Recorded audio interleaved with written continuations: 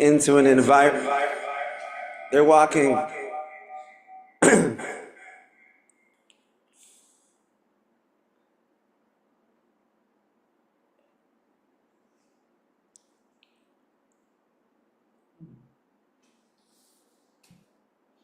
They're walking into an environment which is working against them. Right? So perhaps someone's more of an introvert. Just one example, there's so many examples, right?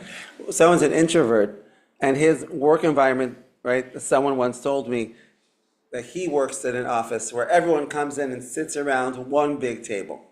Now that alone can be something which is draining on a person's energy and causing them to just feel burnt out because of their work environment or because of the job that they're involved in.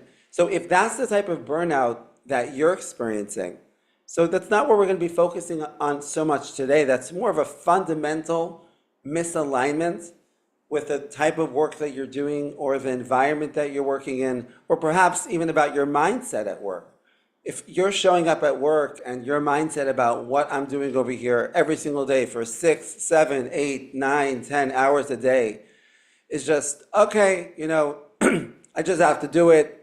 I hate it. Work is a curse. It's miserable. It's just something that I have to do. So that you shouldn't be surprised if you're experiencing stress and burnout from such an experience. I mean, who wouldn't if you're doing that day after day? And therefore, your solution may be something more fundamental of questioning what is your mindset about work?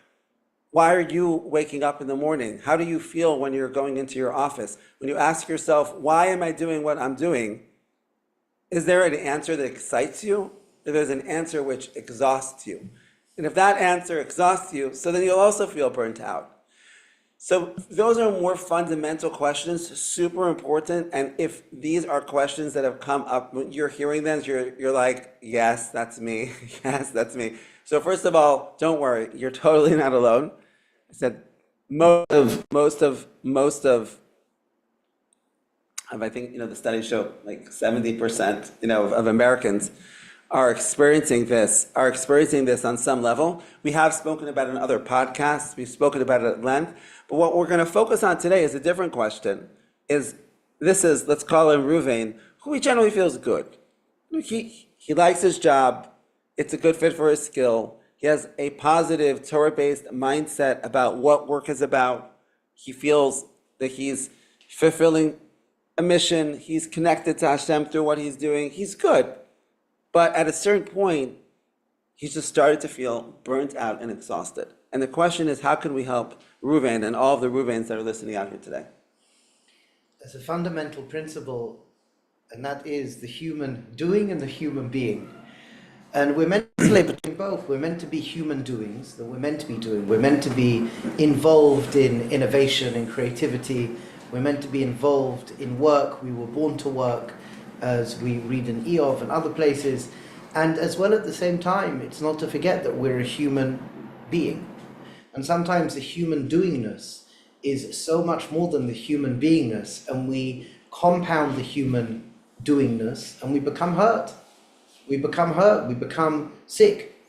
And one thing that we are speaking about right now in the Chaburas is this nakuda of recognizing the importance of the human beingness. And there's something actually very profound, and that is when you can balance up the human beingness with the human doingness is that much better. So when a person knows how to rest, and when a person knows how to rejuvenate, people call it vacation, but we don't like the word vacation because you're vacating. You should be enjoying your human doingness, and you should enjoy your human beingness. And the nakuda is that when we are involved, there's if you just look at so many sources, whether it's the Gra in Mishlei, there's a Chasam Sofer that comes to mind, there's Yalkut Shemaini, there's a beautiful medrash with Aaron and Moshe, where it speaks about how when we are doing the human doingness, it is fulfilling for us. So Aaron was fulfilled. Aaron was Ohev Shalom, V'roidev Shalom, and he was fulfilled. Moshe Rabbeinu was more cerebral, so to speak. He was fulfilled. So the human doing should be fulfilling, and the human being should be fulfilling. It shouldn't be I'm vacating my human beingness, and it shouldn't be I'm vacating my human doingness. If we come to understand that, that's something very important. And this is what I'm excited to show you. So we've been speaking, can I show them this now? Yeah. This is Reb Tzvi's wonderful work. So here we have a mapping out of ideas for human beingness.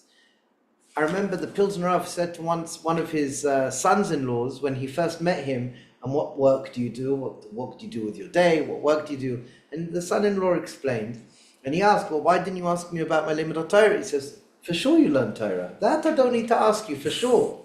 For sure. And the nakuda is that people are Isaac in the human doingness. People are doing, they're busy, especially here in Eretz Yisrael. Being here in Eretz Yisrael is far more taxing than it is, I think, in Chutz La'aretz. Maybe taxing in Chutz La'aretz, there's a Sunday in Chutz La'aretz. Here we have no day of the week.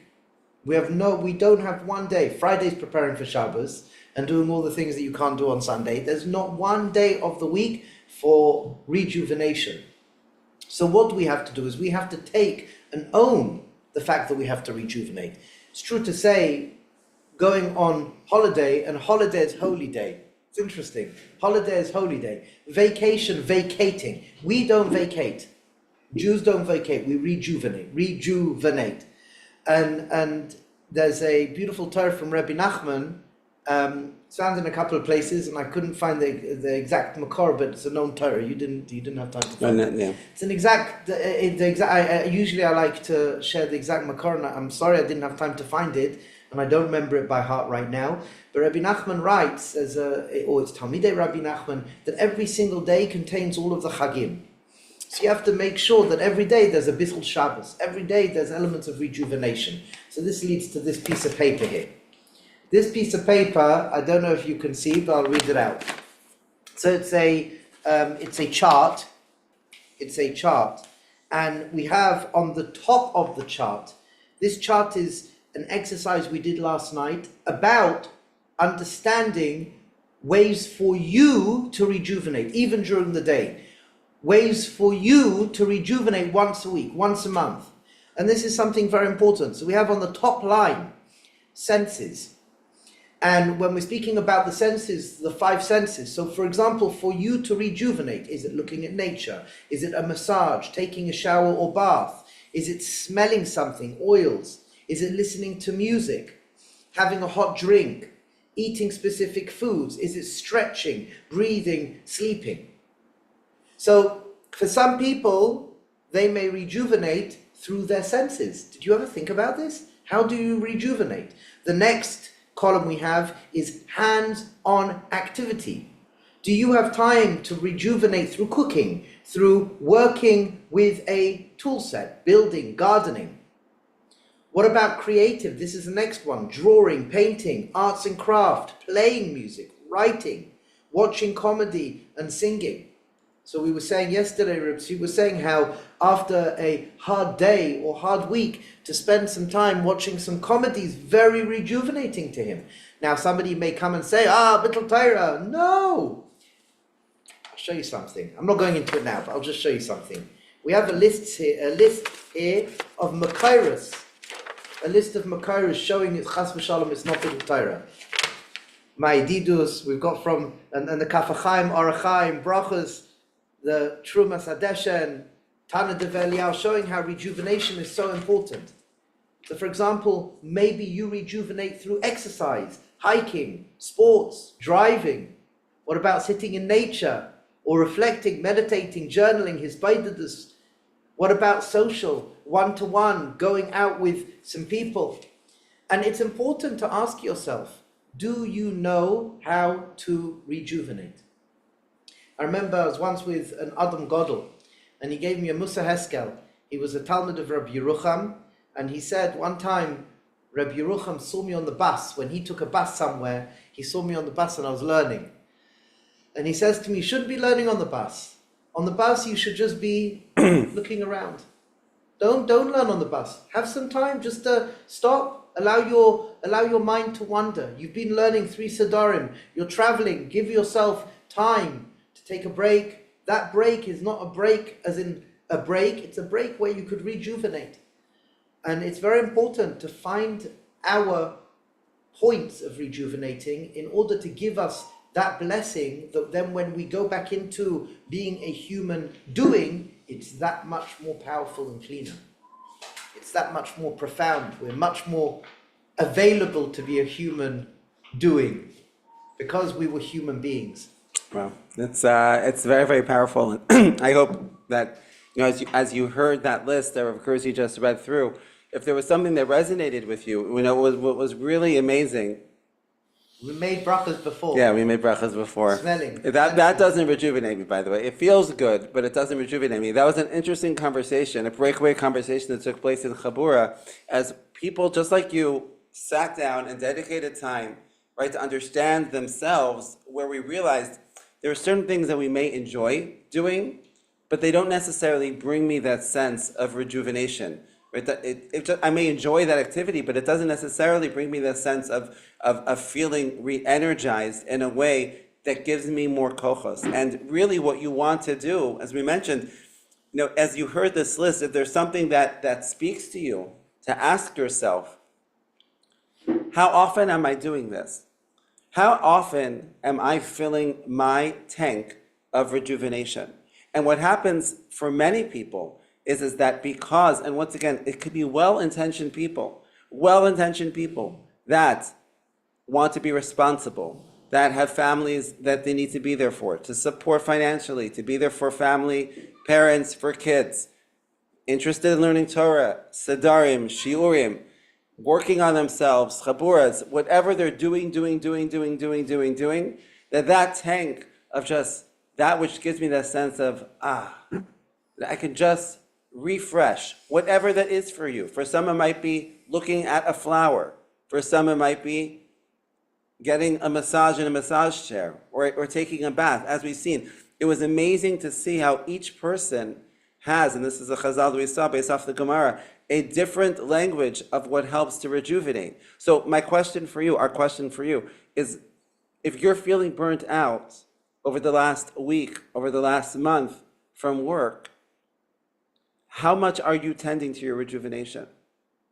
Because if you are not tending to your rejuvenation and finding those pockets of time, whether it's going to be on your Sunday or on your Shabbos, or to be able to strategically find, hey, in the middle of my workday, I have a half an hour off.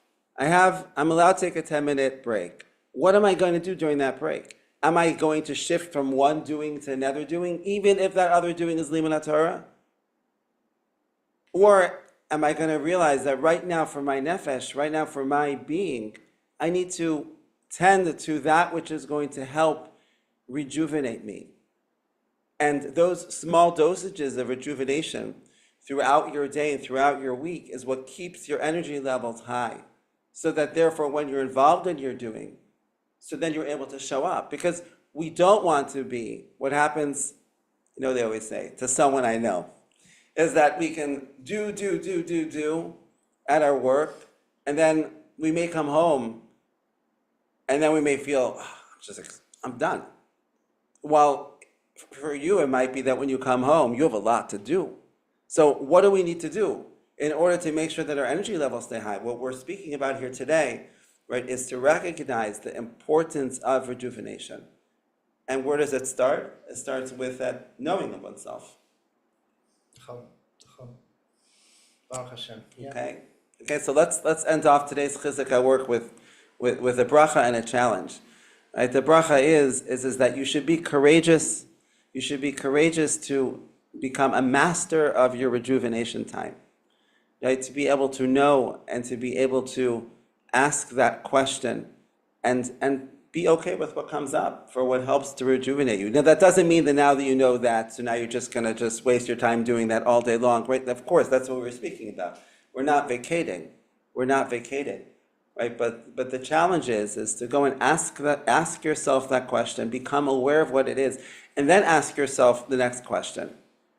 If I'm not putting in that time, what's stopping me? Is it just technical? Or perhaps there's something else? Because I think one of the beautiful things that one of the Bnei Chabur shared, right, is he said that for him it's hard for him to stop. And if it's hard for you to stop, to become aware, why is it hard for me to stop? Why is it hard for me to be? That itself is what's really stopping you from filling up in rejuvenation. You want to gain that clarity. Speak with a friend, speak with a mentor, right, to see what you can do. Okay, it's telling us we have to go back to work, Rabbi Gerzi. Okay, back to work.